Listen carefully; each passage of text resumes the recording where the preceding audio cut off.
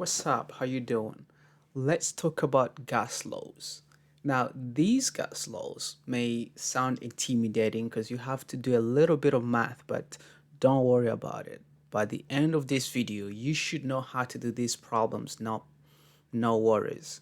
So, I'm going to give you steps, just 4 little steps you can use to solve these problems, but I'll also show you a trick to remember the formulas and know how to use them. Before we get started though, let's talk about math a little bit. I know people don't like math, but this, I promise you, is not that complicated. It's a little bit of algebra that we're going to need to know in order to solve these kind of problems. So let's say you have something like a fraction. So we got A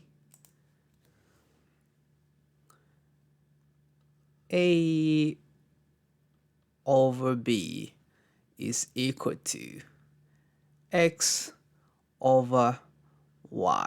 It's a fraction.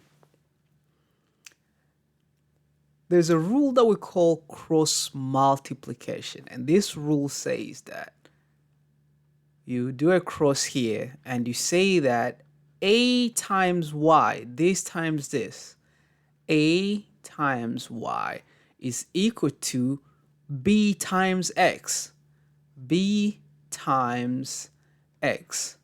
And look at this. Let's look at a real fraction like 1 over 2, right? Which is equal to, let's say it's 3 over 6, right? These two fractions are equal.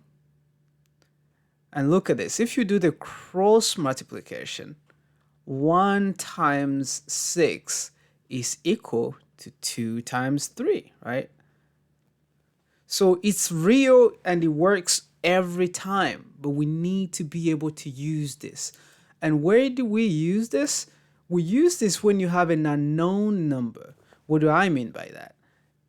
Let's say you have X over 2 is equal to, I don't know, 10 over 5.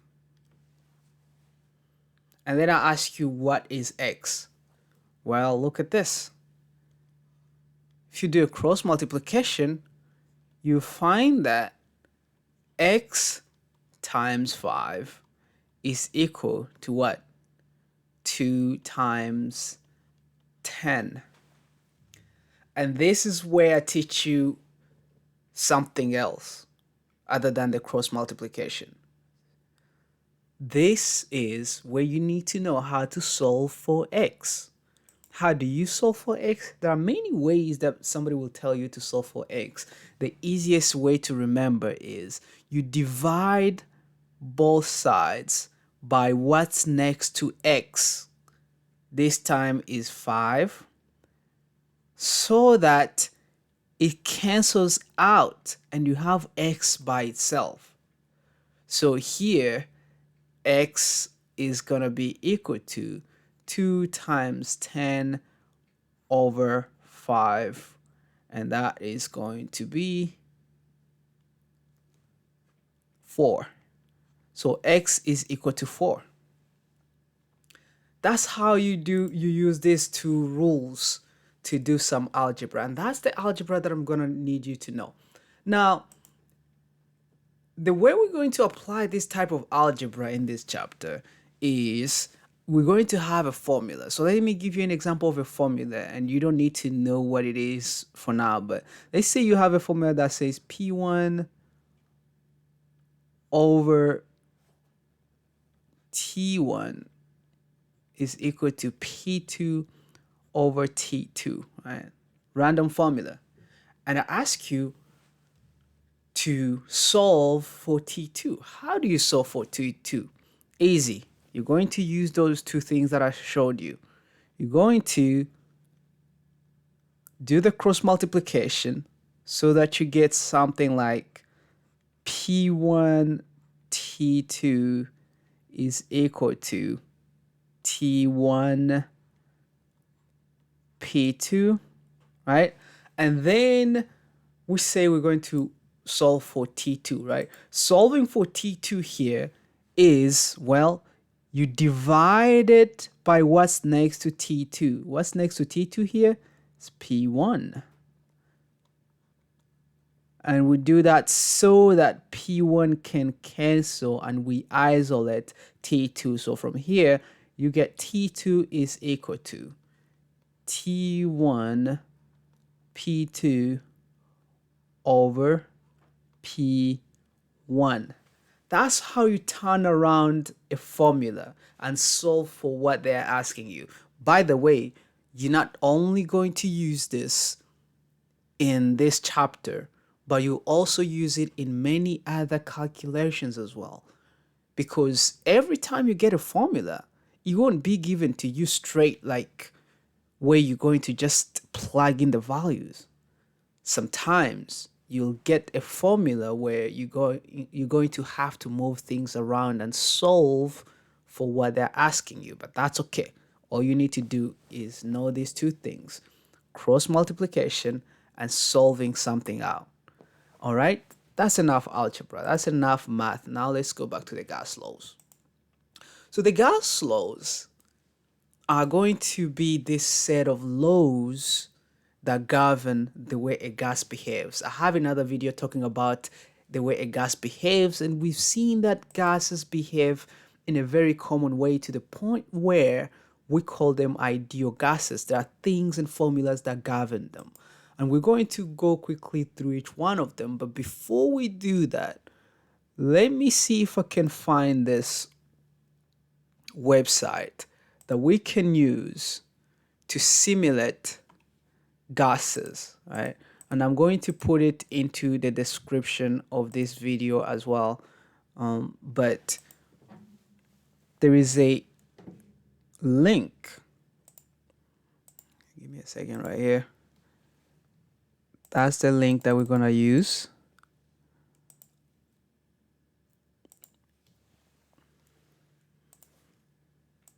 And we're going to see how gases behave.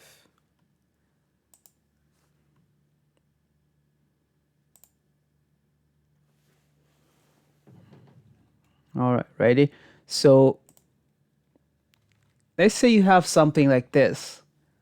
And this is just a container that we're going to pump our gas into. And let's just use a pump and pump some gas molecules into it. As you adding the moles of gases, right? So the amount of gas, the more you add, the higher the pressure. So the pressure is going to go up as you add more. So there's a relationship between the number of moles and the pressure. And also you can use the temperature. So let's use this to heat up the gas. When you heat up the gas, look at what happens to the pressure. The pressure and temperature go up, right? When you cool it down, the pressure goes down, right? Another relationship is the volume. When you increase the volume, the gases are going to have a lower pressure, right? Because now they have a higher volume to move around, right? And the pressure is force per unit area. So when you increase the volume and the area, the pressure goes down, right? So basically what we're saying is a typical gas that we call an ideal gas behaves this way. And from this behavior came some laws that could be mathematically calculated. You could calculate this and actually calculate, if I change the pressure by this much, the volume is going to change by this much. And that's what we call the gas laws. The laws that determine how these things are related to each other. All right. So these are the formulas that we're going to look into. And the formulas, of course, come with calculations. And we're going to look at those. So these are the formulas that I'm going to go through. The first one is called Boyle's law. Boyle's law connects the pressure and the volume. And as we saw, whenever you increase the volume, the pressure goes down. Whenever you decrease the volume, pressure goes up. So they are inversely proportional. They are inversely proportional, and they're very inversely. When you increase one, the other one goes down. And that's how you show them as a formula. The formula is really important. P1 V1 equals P2 V2. When you take the pressure plus and the volume times the volume at the beginning, is going to be equal to the pressure at the end times the volume. So let's look at the example. But before we look at the example, guys, I'm going to give you a sequence of steps that you're going to need to take in all these type of questions. And the sequence goes like this. The first thing you're going to do is identify what is given and what is asked. Identify it, write it down. Very important.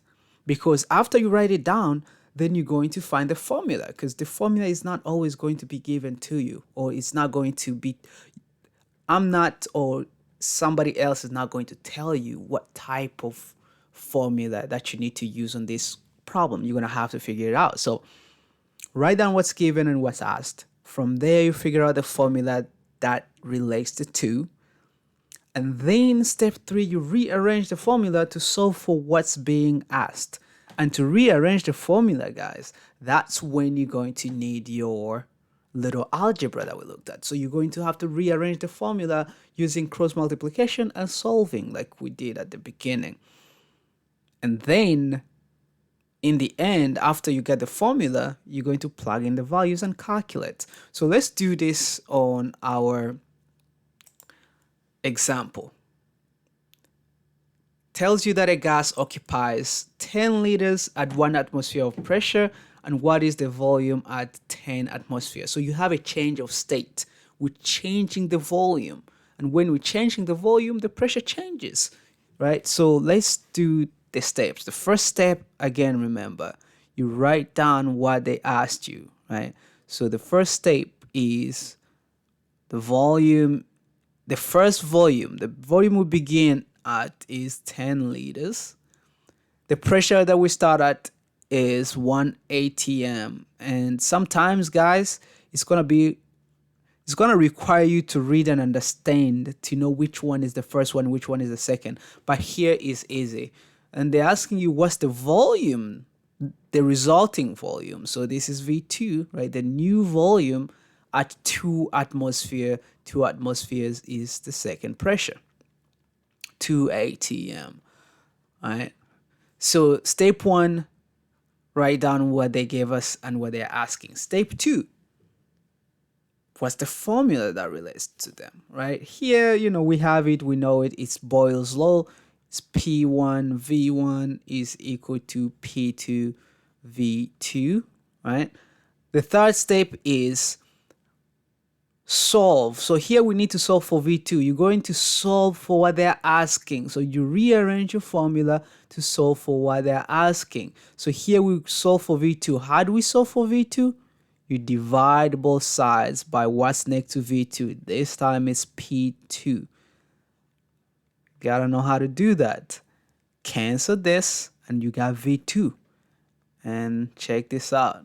V2 is equal to P1 V1 over P2, and we have all of these in our given. So all we have to do is step 4, which is just plugging in the numbers and calculating. So P1 is 1 atmosphere, V1 is 10 liters over P2, which is 2 atmospheres.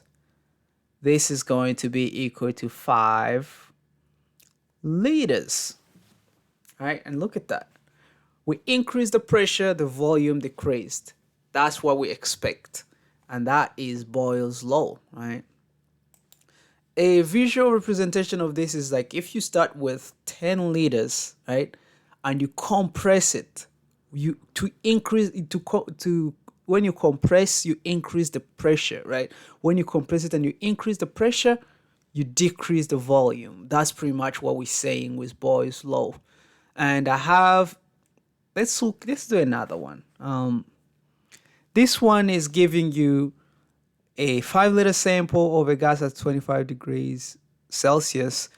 Oh, by the way, before I forget, when you're talking about Boyle's law, when we say pressure and volume change, everything else is constant. So the number of moles and temperature are constant when these two changes. At Boyle's law, everything else is constant. All right, so here they're telling you that the temperature is constant, right? So these are the things that you gotta understand. So they gave us the volume, the first volume, and they're telling you that it's compressed. So we're starting at a certain volume and ending up at a lower volume. So here, V1, so the first step, V1 is 5 liters. And we have it 25 degrees is the temperature, right? Temperature is 25 degrees, and don't let it fool you. Just write it down. The pressure one is 3 atm and a constant temperature. When they tell you constant temperature, you know that this temperature doesn't change. And if it doesn't change, we're not going to use it. So don't let it fool you. And then it's telling you to the new volume of 1 liter. So we're decreasing the volume. What do you think is going to happen to the pressure? When you decrease the volume, the pressure increases. That's Boyle's law. So they're asking the new pressure, P2, is equal to what? Well, the second step is what's the formula? The formula is P1V1 is equal to P2V2, right? That's the formula. And then the third step is to move the formula around to solve for what they're asking. What are they asking? P2. How do you solve for P2? You divide both sides by what's next to P2. In this case is V2. And we do that so that we can cancel and isolate P2 by itself. And we're going to end up with P2 is equal to P1V1 over V2. All right, and step 4 is just going to be plug in the numbers. P1 is 3 atmosphere. V1 is 5 liters over V2, which is how many liters? 1 liter. So the pressure here, right? Pressure is going to be 3 times 5 over 1. This is 15 atm. And as expected, the pressure increased when the volume decreased, right? And this is another practice that you can do. You can just take a screenshot of this and just go ahead and do it on your own. But we're going to the next one. The next one is different, is Charles' law. And this is the law that relates volume to temperature. What happens when you increase the temperature of a gas? Think about it. When you heat up water and you're making vapor and you increase the temperature of it, what happens? The lid wants to just come off, right? So whenever you increase the temperature, the volume increases as well. And this is Charles' law. And this is how it's explained mathematically. So here we divide instead of multiplying. So we say that the temperature and the volume of a gas are directly proportional, right? They are directly proportional. When you increase one, the other one increases, right? So an example, if a gas occupies 10 liters at 273 degrees, what is the volume at 546? Easy. We still do the steps that we talked about, right? So a gas occupies the volume. So it's V1 at 10 liters. The first temperature T1 is equal to 273 Kelvin. What is the volume at? So V, the volume, the new volume is equal to what? And then the temperature T2 is equal to 546 Kelvin. Step 1. Step 2, what's the formula? The formula here is V1 over T1 is equal to V2 over T2. Right? That's the formula. What's step 3? Rearrange the formula to solve for what we need. What do we need? We want V2. So let's rearrange our formula. What's the first thing that we gotta do? Cross multiplication, right? Cross multiplication is gonna give us V1 times T2. So V1 T2 is equal to T1 times V2 T1 V2. All right. And then after we got this, how do we isolate what we need V2? We divide by what's next to V2. And in this case is T1. And what do? This cancels out. And V2 is equal to V1 T2 over T1. All right. What do you think? Makes sense, right? So all you have to do, and this is V2, all you have to do is say V2 is equal to, we have all of these. So V1 is 10 liters times T2, which is 546 Kelvin, over T1, the first temperature, which is 273 Kelvin. All right. So let's see what we get here. Oh, 546 over 273 is 2. So it's just 20 liters. Look at that, right? So that's Charles' law. And I have some other examples of Charles' law here. By the way, when we're working with these types of laws, because for example, here the temperatures are going to cancel out. It doesn't matter what units they are, as long as they are the same units. They have to be the same units, but if they are, there's nothing else you need to do. All right, that's Charles' law. Here are some practice that you can do. You can pause and just look at them. Avogadro's law, same idea, but now we're talking about the number of moles and volume. Right? So whenever you increase the number of moles, we're going to want to increase the volume if we want to keep everything else the same, right? So if the pressure stays the same, the temperature stays the same, if you increase the number of moles, the volume is going to be bigger to accommodate for the amount. So these are also directly proportional, and this is called the Avogadro's law, right? So same thing, you look at this, you're going to have to, just follow the steps, right? So they gave us the moles that we started with, right? And here N1 is equal to, so the first step is, what did they give us? 5.5 moles. Liters is, so the V1 is 20.6 liters. And then asking you how many liters. So they're asking you the new volume, and then will 16.5 moles occupy. So you know that N2 is equal to 16.5 moles. So this one is pretty easy. All you gotta do is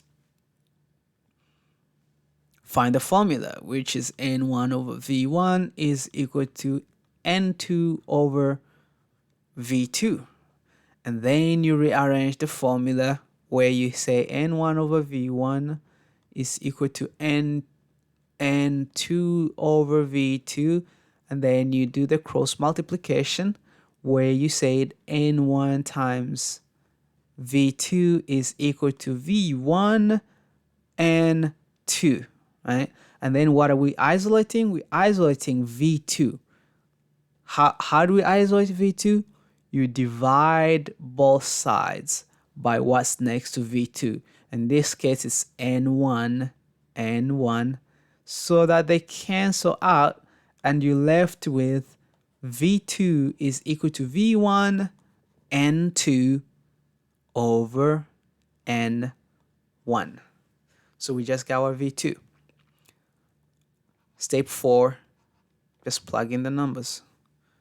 V1 is 20.6 liters times N2 is 16.5 moles over N1, which is 5.5 moles, right? So this one, we're definitely going to need a calculator.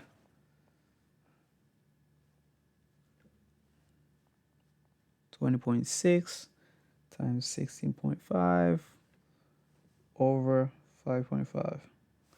61.8. So it's 61.8 liters.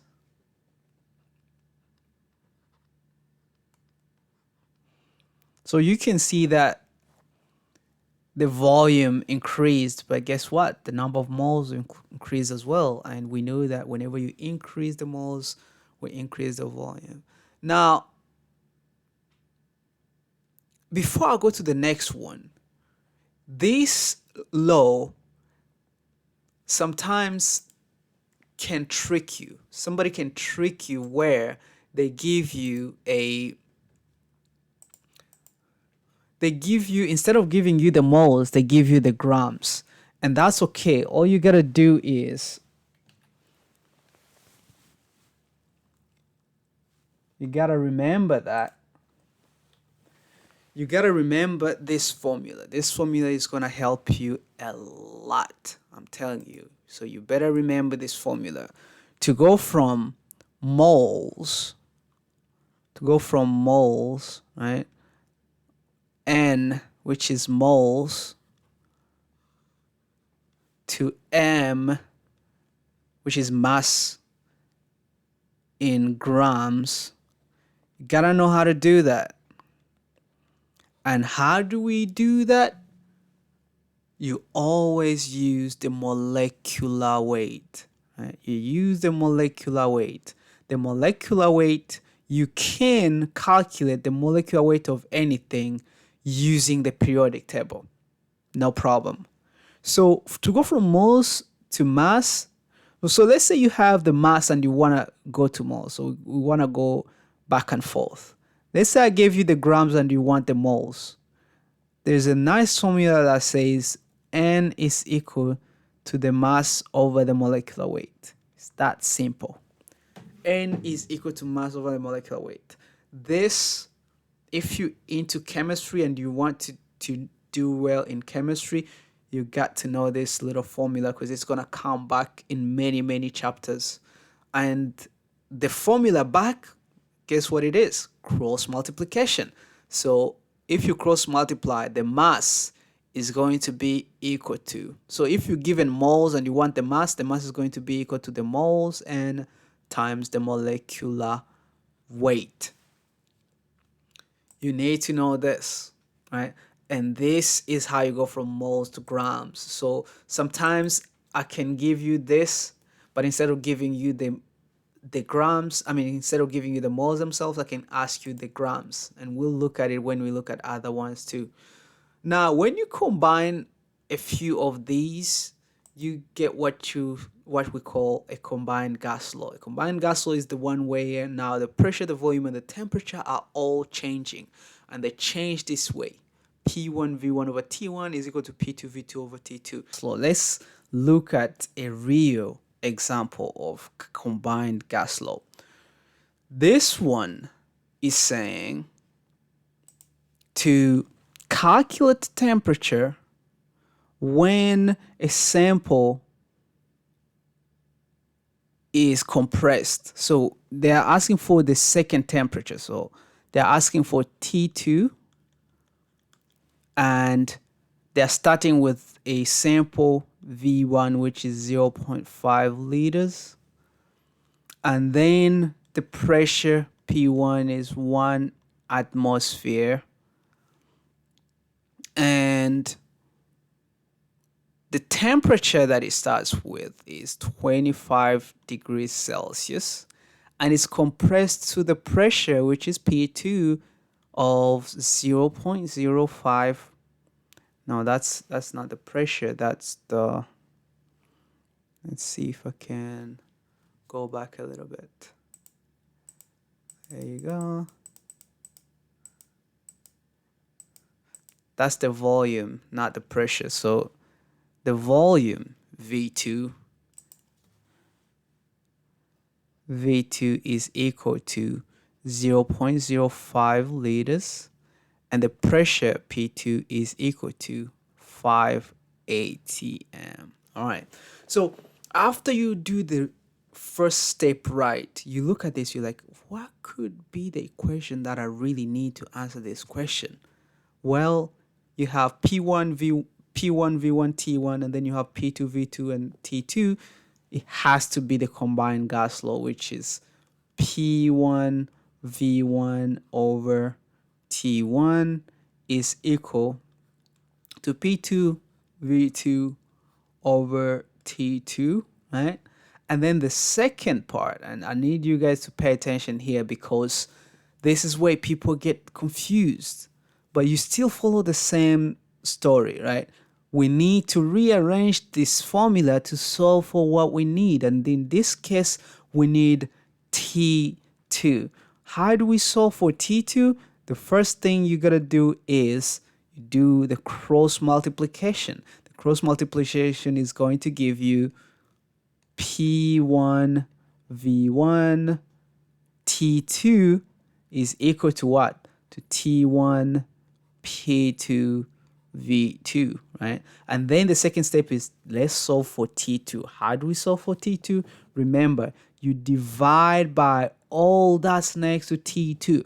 So a lot of people get confused here. You divide by everything that's next to T2. So in this case, it's P1 and V1, and you divide on both sides. And we do that so that P1 and V1 get cancelled, and you only left with T2, which is T1 P2 V2 over P1 V1, right? And then after you got this, all you have to do is step 4, which is just plug in the values. So the first value is T1, which is 25 degrees Celsius. The second is P2, which is 5 atm. The third is V2, which is 0.05 liters over P1, which is 1 atmosphere. I'm running out of room. 1 atm times V1, which is 0.5 liters. I can't write anymore, guys. 0.5 liters. I run out of room of where I can write. Let me see if I can expand it actually.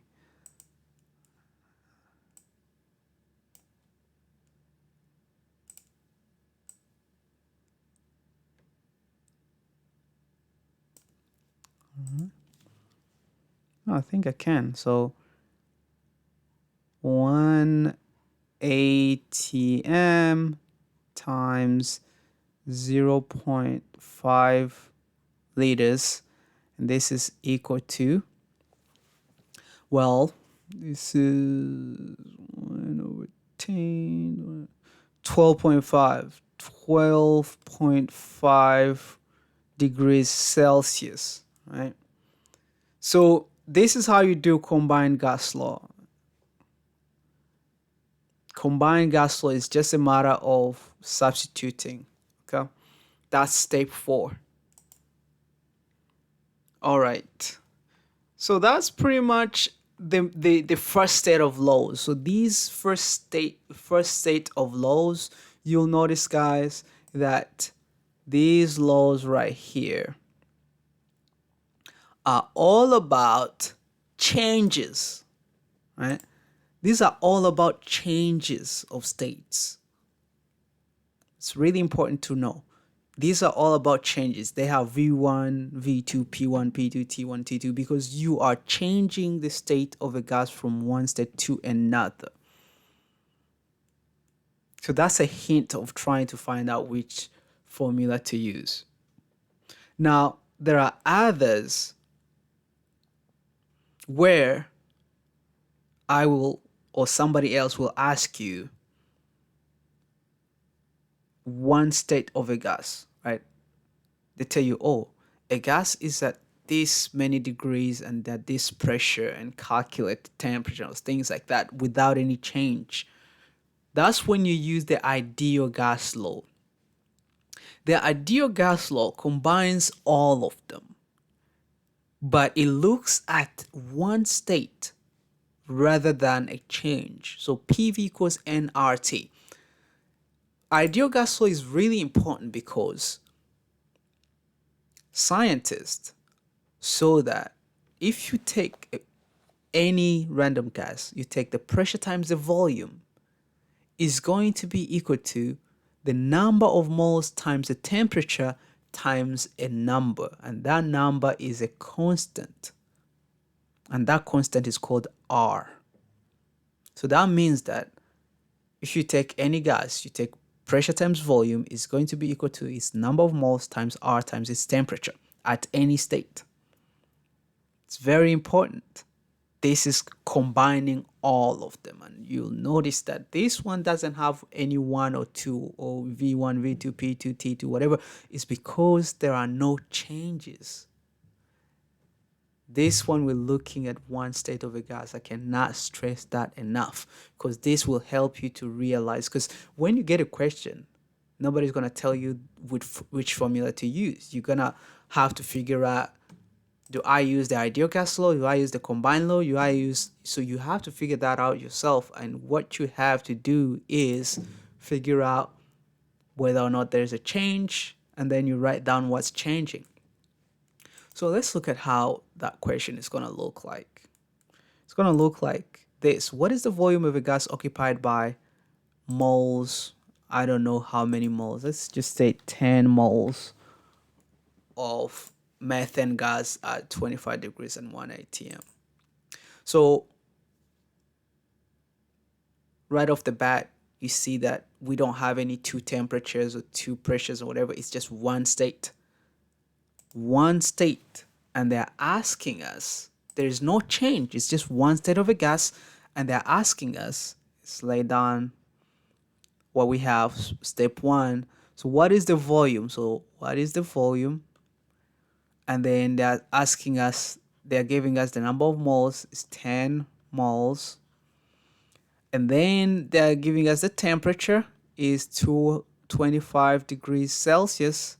And the pressure is going to be 1 atm. Before I solve this, guys, let's go back here. It's very important. So the other laws, we don't really care about the units as long as they are the same. But because R is in very particular units, then pressure, right? Pressure has to be in atmosphere. Pressure has to be in atmosphere. Volume has to be in liters. Number of moles has to be in moles, and then temperature in Kelvin.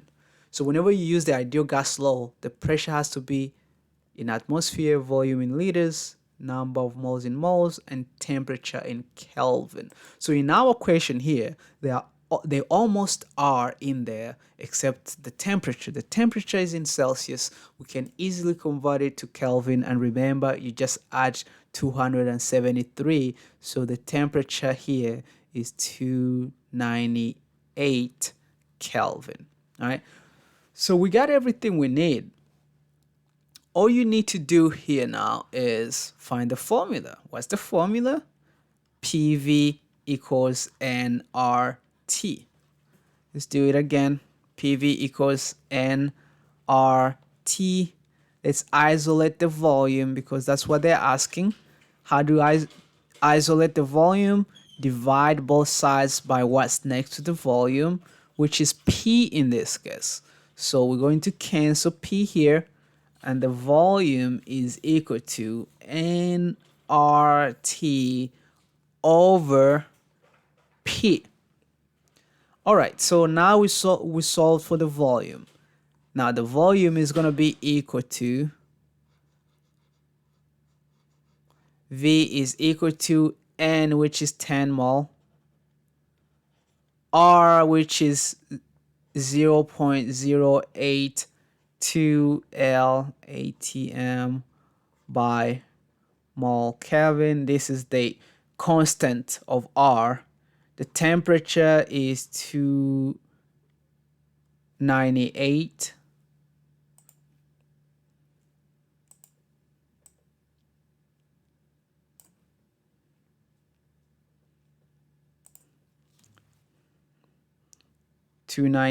Kelvin over P, which is the pressure, which is 1 atm. All right, so 10, let's find a calculator.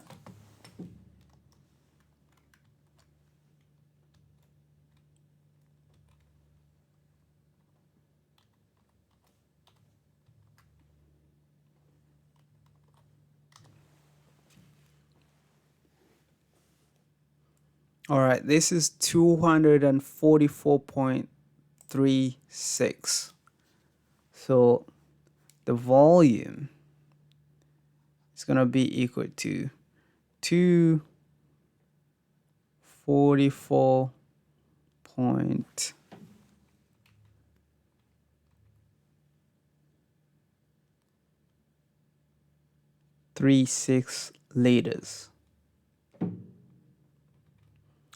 All right, so that's how you do the ideal gas law. Now, sometimes you will get something like this, where instead of asking you for the moles or having the moles, you get the mass. But don't be fooled, I already gave you the equation when you have the moles. So when you have the moles or the grams, you can go back and forth using the molecular weight very easily. So if I give you this and I ask you the mass, don't be discouraged, because if you can calculate the moles using the ideal gas law, then you can use those moles to calculate the mass. So here, if I ask you, what is the mass? So the mass is what? Right? And then they give us the volume, 3 liters. The temperature is 100 degrees Celsius. The pressure is 700 mmHg. By the way, I put these so that I can help you practice to convert, because we have to remember that when it comes to the ideal gas law, the temperature has to be in Kelvin. So you just add 273. So this is 373 Kelvin. And this, the temperature has to be the pressure has to be in atmosphere. And remember that 1 atmosphere is 760 millimeters of mercury. So how do you find the atmosphere? You take this and you divide by 760 and you get the atmosphere. So the atmosphere here is 0.92 atm. All right, so from here you're like, okay, what formula do I use? Now realize that when I give you the steps to use, I say formula /s. It can be more than one formula for step 2. So you might need to use more than one formula, because for example, for this one, you need to use the normal formula of PV equals nRT, right? PV equals nRT. But you notice that if you find n is not going to be enough. You're going to need mass.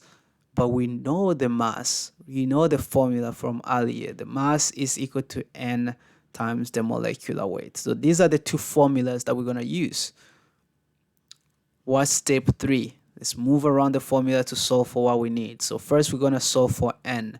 So if you have PV equals nRT, solving for n is dividing both sides by what's next to n.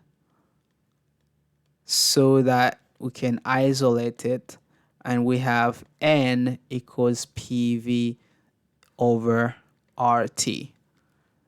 Right, and then let's substitute.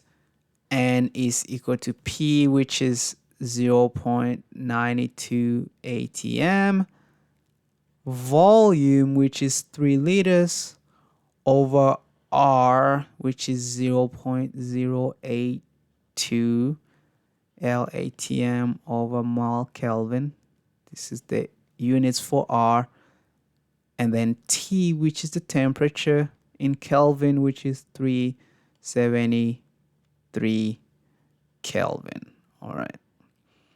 Let's see what the number of moles is going to be.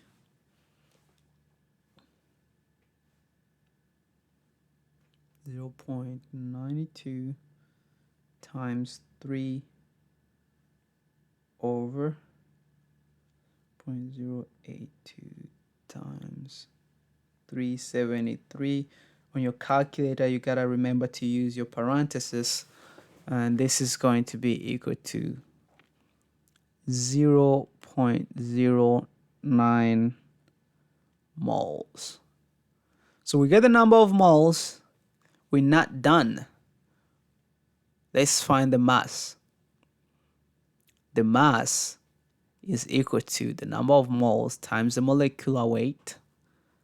And the number of moles we got it, 0.09 moles. And then the molecular weight, how do we find the molecular weight? The periodic table. So if we have N2, you gotta go to the periodic table and find that N has the mass of 14. N2 will multiply by 2, that's 28. So 0.09 times 28 grams per mole. Right, so the moles cancel out, you have the grams left. So the grams is going to be 0.09 times 28, and this is going to be 2.53 grams. That's the mass. So the ideal gas law isn't just about the moles. It can also be about the mass, meaning that you really have to remember to combine all these equations with this one that gives you the moles to grams and grams to moles using the molecular weight. This is very, very important information right here. So that's mainly the gas laws. Let me maybe tell you a few other laws that govern the gases. One is what we call the molar volume, and this is a law that says that if you look at your normal typical gas, your ideal gas, 1 mole of it at standard temperature and pressure, which is 0 degrees Celsius and 1 atmosphere, at those conditions, 1 mole of a gas is going to have a volume of 22.4 liters. And that is the volume we call the molar volume of a gas. And this happens at standard temperature and pressure. You got to remember that, right? So some questions will ask you something and they will say, oh, a gas at STP is cooled down or is heat up or something like that. Whenever somebody says STP, think of 3 things: the temperature of 0 degrees Celsius, the pressure of 1 atmosphere, and the volume of 22.4 liters in 1 mole, which is the molar volume, right? So 3 things when you see the word STP. All right, another law is called the law of partial pressure. This is Dalton's law, and this law is easy. It just tells you that if you have a mixture of gases, they will all have individual pressures, and we call these partial pressures. And the total pressure of the whole mixture is going to be the sum of all of the individual pressures. That's it. So if we have 2 gases and one has a pressure of 1 atmosphere and the other one has a pressure of 4 atmospheres, The total pressure is 1 plus 4 is going to be 5 atmospheres. That's it. That's the law of partial pressures. Now, sometimes I can give you the total and ask you the individual. For example, in this example that I have here, the total pressure of air is going to be the partial pressure of nitrogen plus the partial pressure of oxygen, right? So I can tell you like, hey, I have nitrogen is 1 atmosphere, right? Nitrogen is 1 atm. The partial pressure of nitrogen is 1 atm. And then the total pressure of air is 8 atm. It really isn't, but this is just an example, right? And then I ask you, what's the partial pressure of oxygen? Well, you will subtract, right? In this case, the pressure of O2 is going to be equal to the pressure of the air, or what we call the total pressure, minus the pressure of N2, right? So it's going to be equal to 8 atm minus 1 atm. That's it. So it's going to be 7 atms. So that's all you need to know about the Dalton's law of partial pressures. And there are other laws that govern the gas laws, but those are the ones that we're going to talk about. Those are the main ones that we need to talk about. Another thing that I really want to emphasize is this is how. So these formulas are how your normal gas laws are going to behave. But you got to remember that not all gases are behaving this way like ideal gases. Real gases are going to behave differently, and we talked about how non-polar gases will behave more ideally, but polar gases will have more attraction, so they will behave differently, and these formulas will be a little different, right? But these formulas are more of a generalization, and it seems to work really well in many gases. But with that being said, you should know how to use all these formulas now, how to move them around, how to know which one to use, and don't let anybody trick you by giving you the mass, that you're going to use that formula to get the moles. And I think that's enough for the gas laws. I'll see you next time. Bye.